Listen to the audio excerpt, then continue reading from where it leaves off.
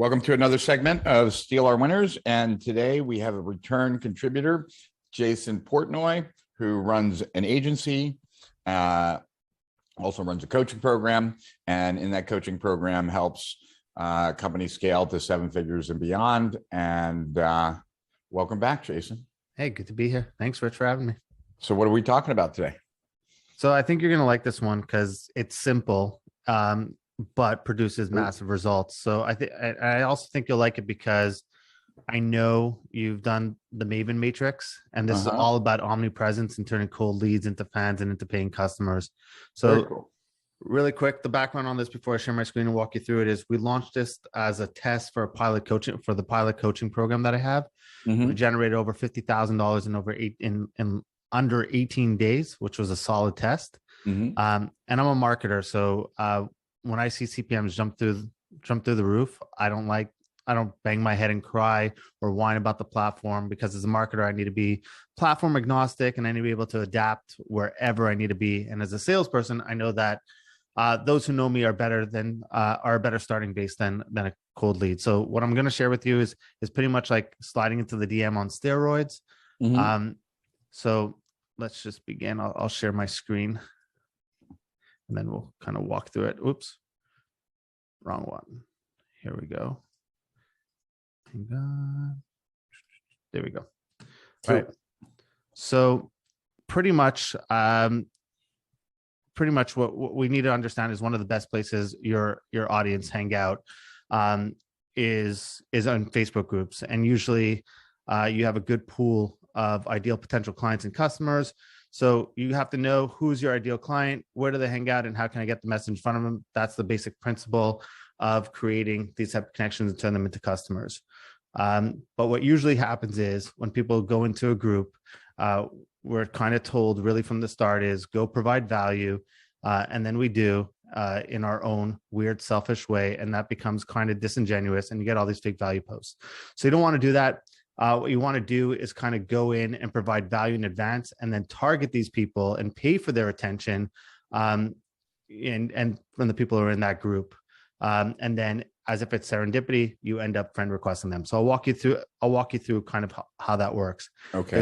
There's a tool called Lead Enforce. Okay. So pretty much what you want to do is, let's say you want to create a high net worth group. Okay. So when you're creating a group. So yeah, you're creating a segment here right now. So I'd walk you through this, but it takes like it could take 25 minutes for this to load. So I figure I'd do it in advance and then kind of take a screenshots along the way. Right. So you go into Lead Enforce. What you do is you click that create new over here.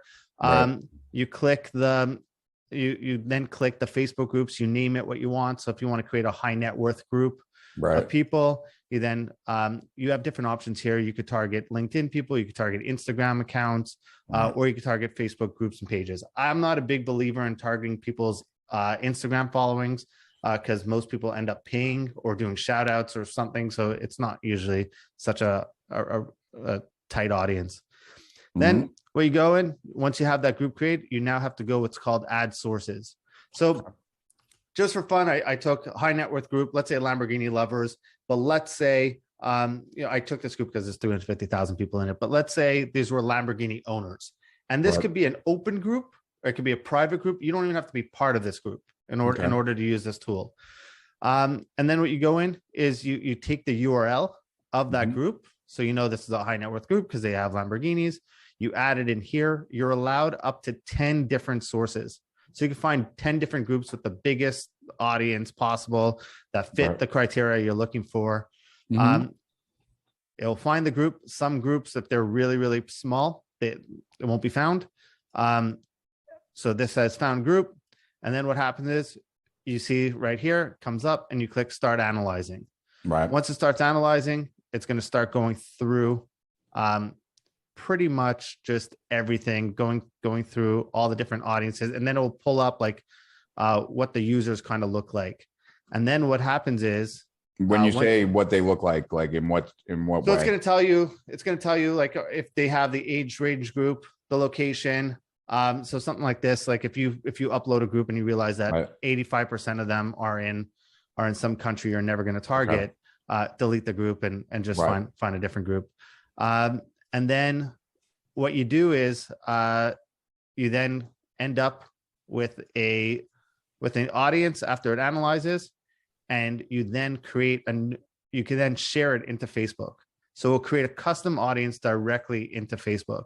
So here we created a new audience called the Leading Forest Lamborghinis. And then you actually see it pull up right inside your audience manager. And it comes right there. And then you're able to target these people. Now, the tactic is, yes, you could go pretty cold and just start building all these different groups and targeting different people based off interests that you couldn't target. So, I mean, there's two different ways to do this. I'm going to talk about the lead gen way, but I'd be doing a disservice to not tell you that you could also use this for interests that you can no longer target on Facebook, for example. So you can now go into groups and now target people. You could go into, sometimes we used to do this tactic which was we'd share a video into a group. Like, so we'd post a video on one of our clients' page, and they want to know, let's say it was a mom, a pregnancy work company. They would post a video on their page, and then we'd have someone go post it inside of a group and say, hey guys, have you ever heard about this brand? So kind of just sounds like you're not being spammy. Right. And then thinking about giving them a try. Can anyone tell me your thoughts on it? Now, if that group has 100,000 active people, guess what? They start watching that video that you shared from your page. You can now retarget those people. So that's one way to go into a group and kind of like be able to target those people. So here is the same thing. You can take that group and target it as a whole.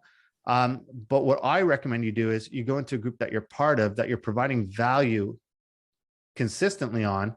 And then what you do is you start targeting these people with your ads. So I'll geek out with you in a second about the type of ads that we run and what we did for this program. But really, you have the audience, you then show content. And then what you do is kind of, like I said, like serendipitous, this is the last step. You go into the group. Inside, when you click on members, you'll always have this thing, members with things in common. And that's where I'd start friending those people. So you could either have an assistant do this, a VA do it, you could do it. And then you start friending those people and start sending them messages being like, hey, just want to chat. And what happens is, it's really cool. We did this, and it's like, hey, I've been seeing your stuff all over the place. Thank you so much for reaching out. And that's how we generate a really warm leads out of a cold audience to then get them on a call and start chatting. So that's just one aspect. That's kind of the tool in it. Now, okay. I'll kind of walk you through a little bit of how we kind of, the way we run the ads wasn't like normal ads. We weren't doing conversion ads. What we did was reach objectives. So we, usually you have a frequency cap of like 1 in 7 days. We would dial it up to 3 times in 7 days. And then, like I said, you go in, you give this like a week, you go in and then start messaging them yourself, or you have others do it. I know there's a couple of tools out there that could probably automate all this. And this just pretty much accelerated the conversation. It was the catalyst. And we can do this like another way, but this was, like I said, kind of just the catalyst of how we looked at it. And it's just being omnipresent with the people you ideally want, and taking that dream 100, think of like that dream 100 that everyone's told to create, and making it like a dream 1000 or a dream 50,000 even, and kind of doing it that way. And so, can you show me the ads? And then I have a bunch of questions, but yeah. So the ads are your content pieces. So if you're not putting out any content around yourself, so what I take is whatever you see on my Instagram, and I kind of use that. So I put out content daily on Instagram, and it's really just me providing value, just me talking about stuff that I'm around the program or around business. And I take the relevant ones, and then I put it as a reach and frequency ad in front of those people. Got it. And I mean, I could show you kind of what my Instagram so this would be kind of looks like here. Who would this be perfect for? Right? Honestly, coaches, consultants, agency owners, going in front of your ideal, anyone who kind of really wants to get in front of their ideal prospects. I mean, this is where they hang out. So I wouldn't send the picture of my kids, but here's, how to respect in business, what's going to make you rich. Here's the best time to do sales calls. The worst place to keep your money. I would take the ones that like, so hiring a celebrity influencer. If you're going to hire a celebrity influencer, listen up. So I'm trying to get in front of agency owners, business owners, people who need help with their marketing, people who need help in scaling. So I'm putting these videos in front of them 3 times a day, and I got like 5 ads going at a time. And it doesn't require a crazy budget, because keep in mind, the group isn't massive. So you could get away with a limit with a smaller budget. And, you know, what usually we'd pay, no problem paying, you know, $25 a cost per lead. You're getting it for a fraction of the price. And yeah. Any idea what, like, do you have a, like an example that either your clients have used or that you've used, as far as like, and what kind of business it brought in, what you paid per lead? So right now we tested it out on ourselves. Right. So this is, and now I'm trying to release this on mass scale. So now I'm actually going through creating all those right now. But we know it's around 40 messages. Let me pull this up for you. I'll give you the. So when you say you used it for yourself, for your coaching program, or for the coaching program? Okay. So this was my test of the coaching program. I wanted to test this out a little bit. I wanted to see what could happen. And I didn't want to throw up cold ads into a coaching program. I wanted to kind of talk to people that could potentially know who I am. I'm just going to pull this up really quickly. Where is it?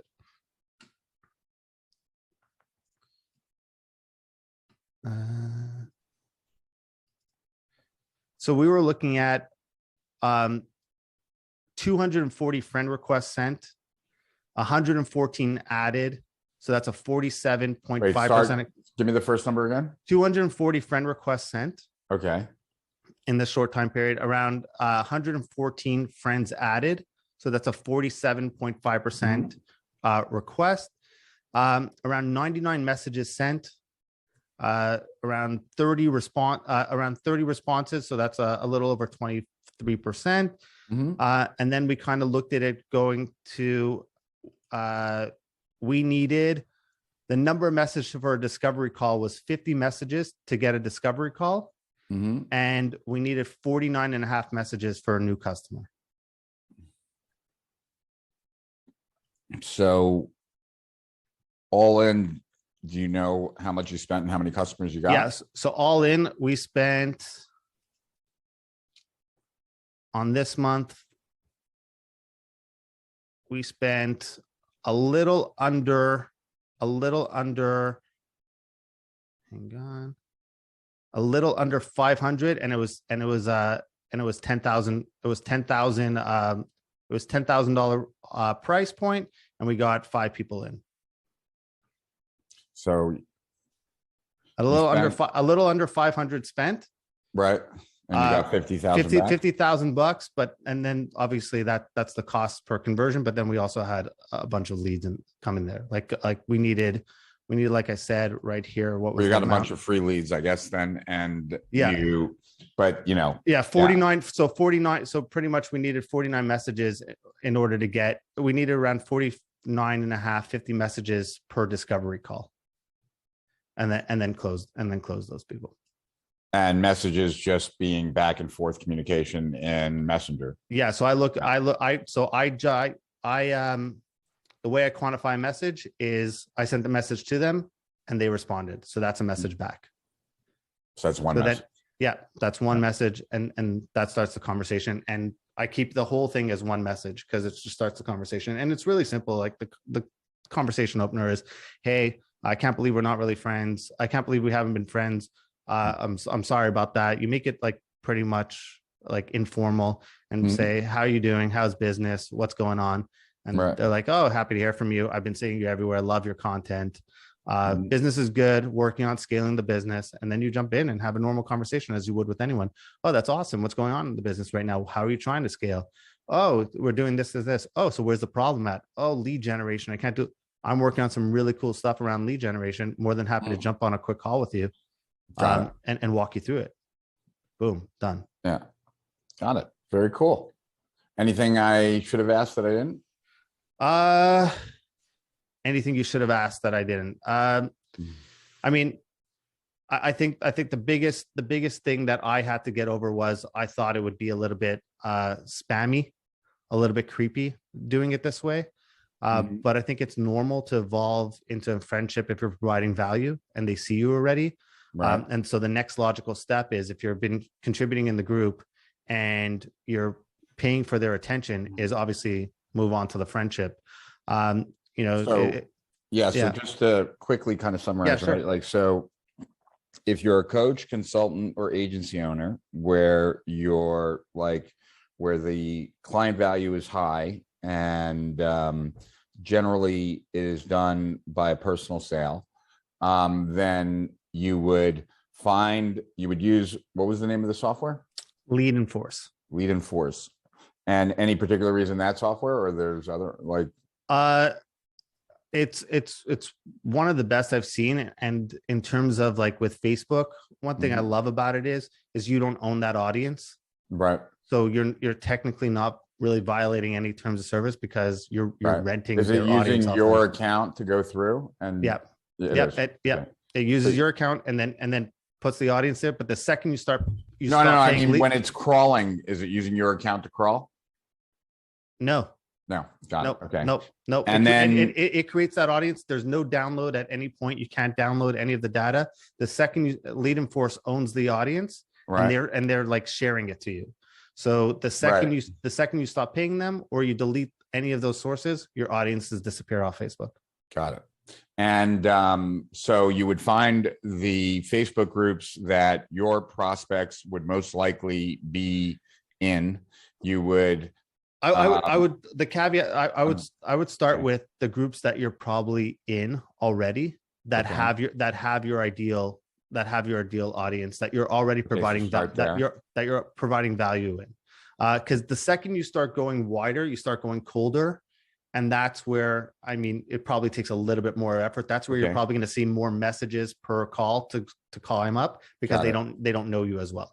Got it. So in Facebook groups that have your ideal clients in it, that hopefully you're already a member of, and hopefully you've already been delivering value, and if not, you would start there. Then you would use a tool like Lead and Force, or possibly Lead and Force itself, to create a Facebook group to advertise to.